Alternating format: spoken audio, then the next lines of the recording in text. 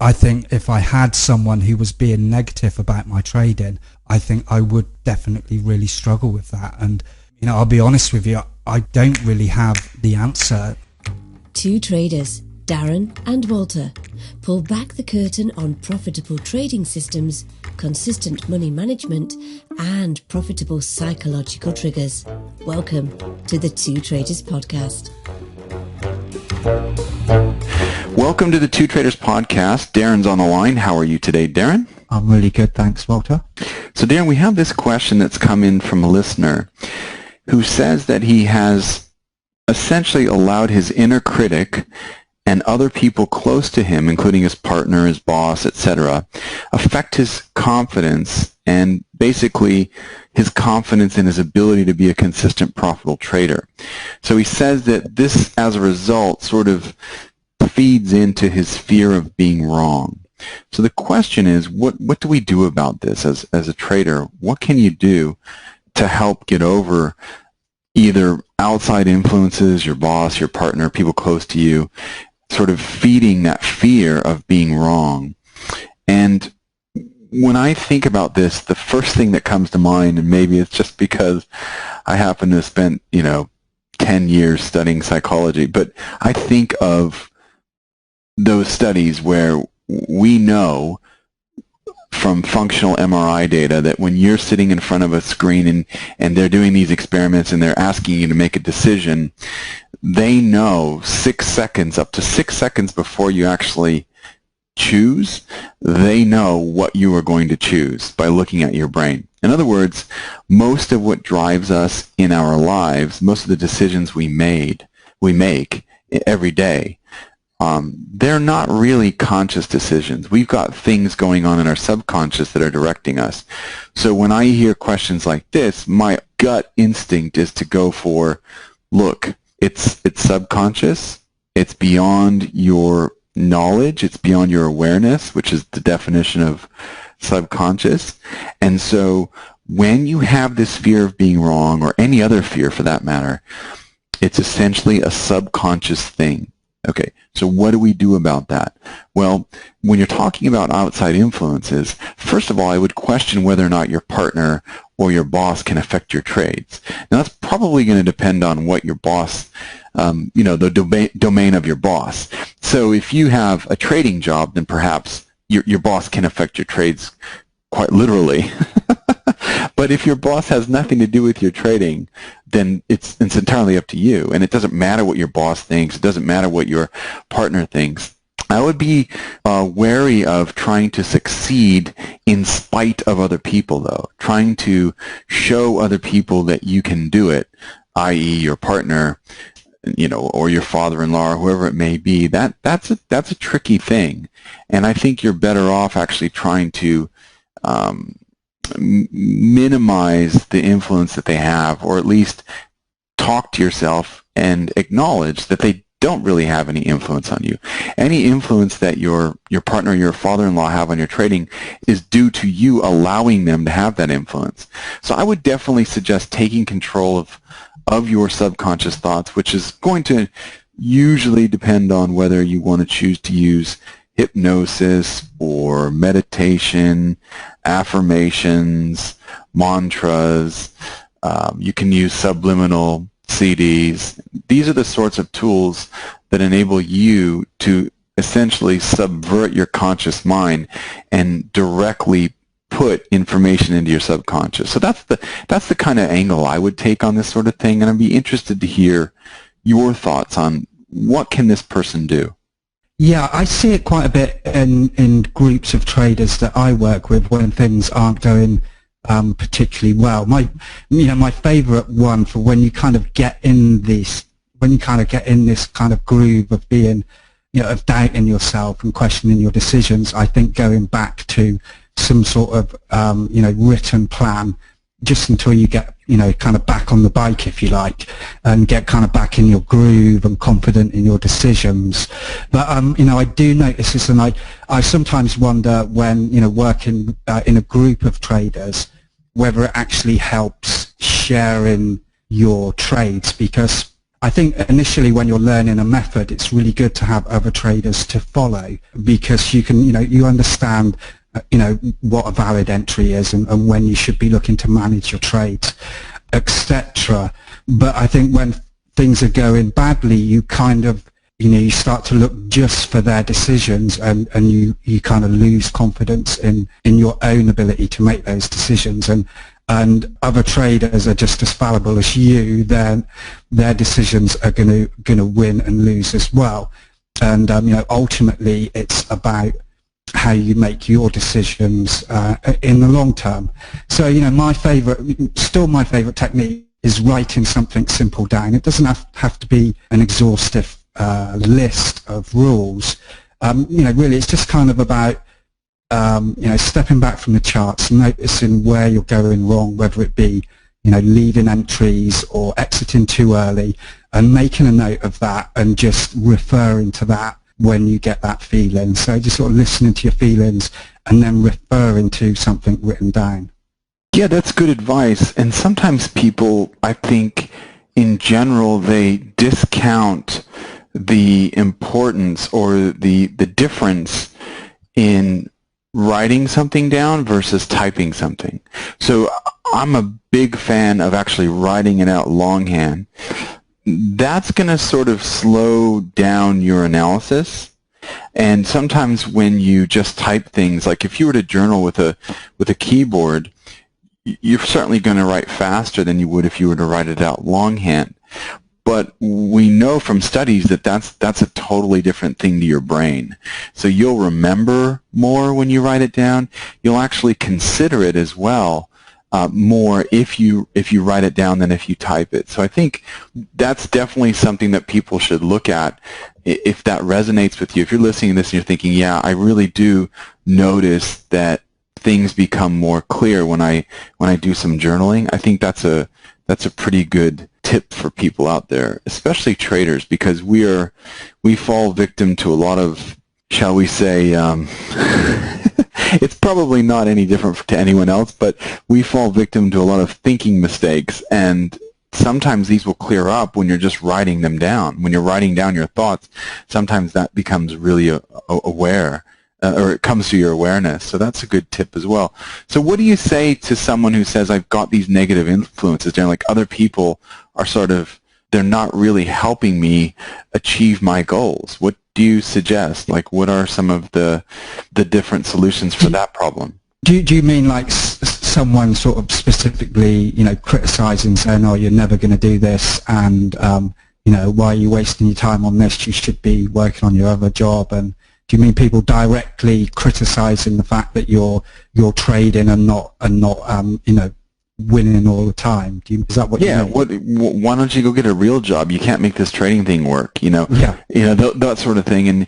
And I've been spending this sort of thing I think is very common with traders that I speak to, especially if you're the trader at home and your partner's off doing a normal job. Your partner comes home exhausted. He or she's been at work for 8-9 hours every day, and they come home and they ask you how it went today, and it's like, yeah, I lost money again.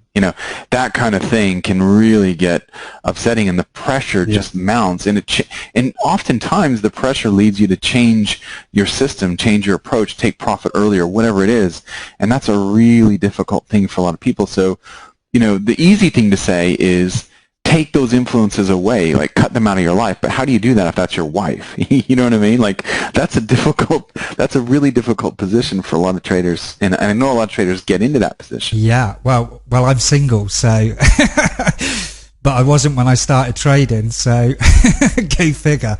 I don't know. That would be really difficult to deal with, because obviously you're going to feel pressure to force the win and to somehow take control of the market, and you can't do that. And the thing I sort of learn more as I go along now is how randomly distributed winning and losing is. And there is no, even if you've got a 50% win rate, there's no pattern to it. You can have 4 losing weeks and then 2 winning weeks. It can be you really need to stick at it through the long through the long haul to to see the numbers play out in your favor. That's how I see trading anyway.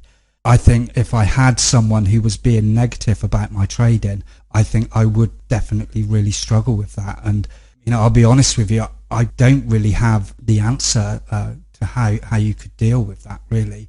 But I think really the big story in trading is that you do need to have a lot of self confidence in yourself, and you have to learn to take a lot of knocks and a lot of negatives and be able to sort of come through that and still think clearly and rationally and make good decisions. I don't really know how you could deal with that, but I think it's no matter what your home or work or trading scenario is, that is something you're going to have to deal with, either coming from your own self-critique, like you say, or from people around you. Yeah, it's tough. I think probably the best thing to show someone who's perhaps being a bit negative or doesn't really see the value in all of the time and effort that you're putting into trading would be to point out other successful traders, or if you're working with another trader who's been successful, you can introduce that person to this person in your life, in your social circle, in your life, to show them that, yeah, this thing can work. I was at a workshop with some traders, and one of the things that I thought was so interesting was one of the traders had this exact issue, and what he found was that his partner, they were at dinner one night, and it just so happened that the friend that they went to dinner with, he was friends with his trading boss, or the guy who owned the prop firm that he was working for. And so when she realized that their good friend knew of this very successful trader who owned this prop firm, she then kind of saw the light. So it's almost like you need an example of that this can work in order for the person to see it in a different way. So I would suggest perhaps doing that if you can. If you're working with a mentor, maybe introduce that mentor to that other person who's a bit skeptical. That might be a way to sort of work in at least the possibility that this might work. And I know it's tough when you're that trader who keeps making negative month after negative month, and it just doesn't seem that you're just spinning your wheels, and it doesn't seem like you're going anywhere. But and sometimes that negativity just feeds more negativity. But I think, if you can get to the point where you can present this person with a successful example of where you want to, where you believe you're headed, then that might be one way around it. But it's tough.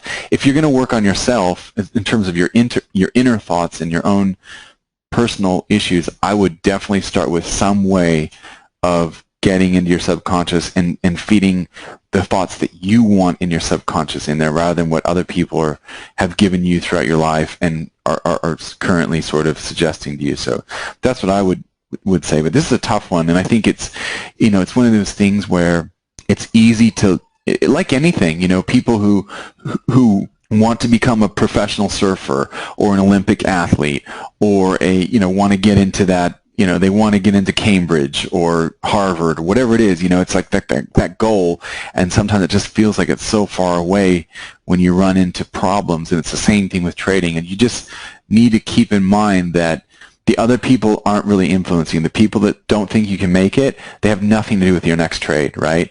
And if they do, then that's because you're allowing them that influence. And I think that you need to take control of your thoughts, especially those thoughts that you're not aware of. So that's all I can offer for this. And to say this, some people might think, well, how do you do that? I'll put some links underneath the show notes of this episode. So if people are interested in resources for accessing your subconscious, that's something that I think you can, it's as easy as just buying a CD, working with hypnosis or meditation. There's many different ways to do it, but I think that, and there are some books that are great too, so those things may help some of you. If you're running into this issue, which is pretty common for traders, I would say, there certainly are ways that you can tackle it. It just depends on what makes sense to you. So it's a terrible spot to be in, to feel like you're not going to make it and then have other people also pile on.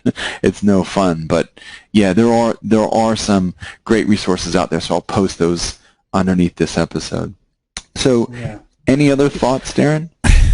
No, I think you covered it really well. I mean, the only other thing that sprung to mind is, sometimes if someone's being negative about the amount of time and effort you're putting into something and the results aren't, sometimes there could be some positives in that as well. I mean, if they're watching you sat at the charts all day and you're not winning, then maybe they're right. Maybe you need to spend less time at the charts, and perhaps what you're trying is not working, and maybe you should try something different. So possibly just a change of listen to what they're saying and perhaps change your approach. Sometimes I've seen I've seen it recently with traders I've worked with struggling on lower time frames, moved up to a higher time frame, and all of a sudden everything's rosy.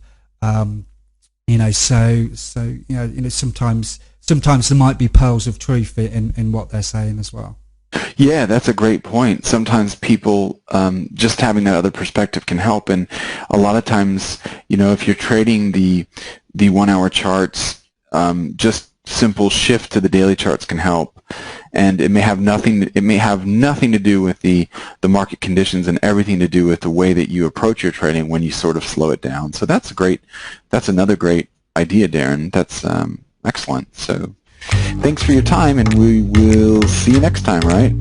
Okay. Cheerio, Walter.